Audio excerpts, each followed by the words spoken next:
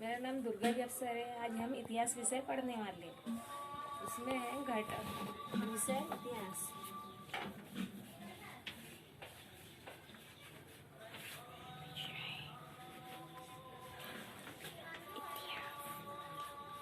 विषय इतिहास घटक है प्राचीन भारत में धार्मिक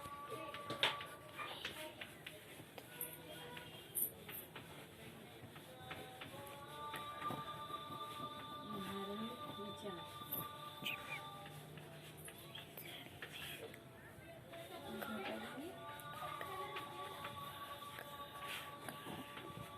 परंपरा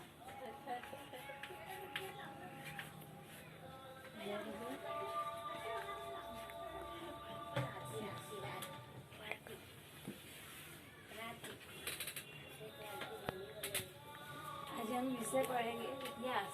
इसमें घटक है प्राचीन भारत में धार्मिक विचार, उप घटक है परंपरा। इसमें जैन धर्म, बौद्ध धर्म, यद्यपि धर्म, ईसाई धर्म, इस्लाम धर्म, पारसी धर्म जैसे धर्म है। अब इसकी शुरुआत करेंगे अपन। वैदिक युग के अंतिम चरण में यज्ञ विधियों की छोटी छोटी बातों को अनावश्यक महत्व प्राप्त हो गया था। इन छोटी छोटी बातों का ज्ञान केवल पुरोहित वर्ग को ही था। अन्य वर्गों को उन बातों का ज्ञान प्राप्त करने की स्वतंत्रता नहीं थी।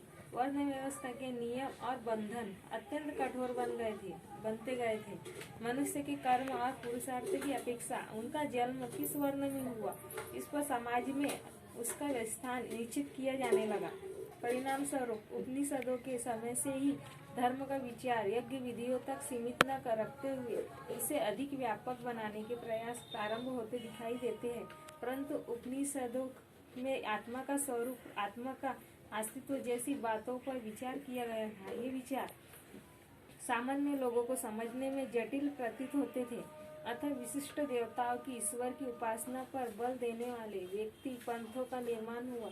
जैसे शिव जी के भक्तों का शैव पंथ और भगवान विष्णु के भक्तों का वैष्णव पंथ। इन देवताओं के विषय में भिन्न भिन्न पुराण लिखे गए। जैसे वैदिक युग के अंतिम चरण में यज्ञ विधियों की छोटी छोटी बातों को अनावश्यक महत्व प्राप्त हो गया। इन छोटी छोटी बातों का ज्ञान केवल पुरोहित वर्ग को ही था, बाकी दूसरों को नहीं।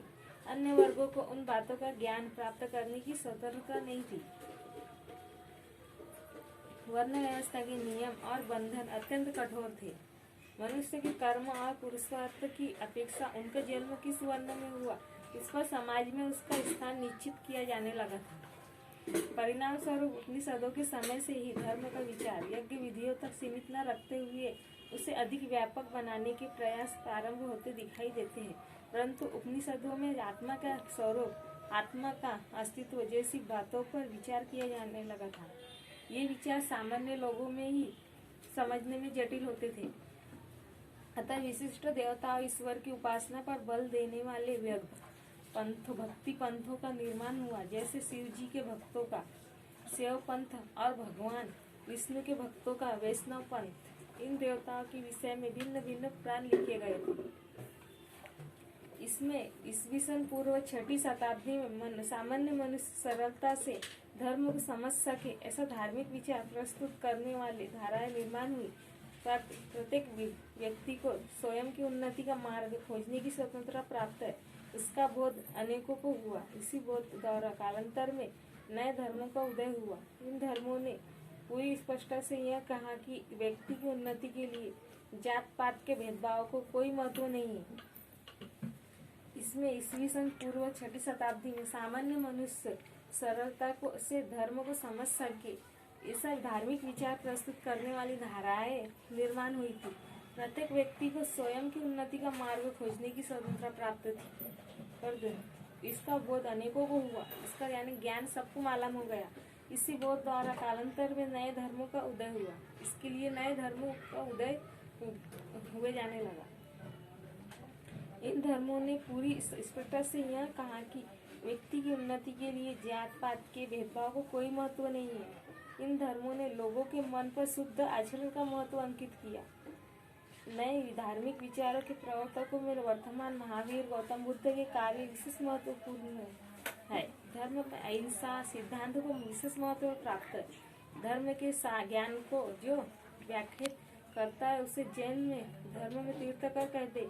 जैन परंपरा के कथनानुसार कुछ 24 तीर्थकार हुए। धर्म का वर्तमान महावीर जैन धर्म की परंपरा 24वें तीर्थकार है।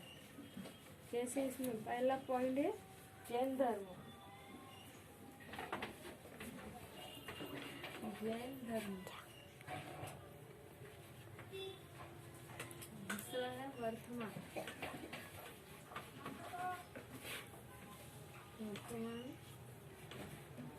महावीर।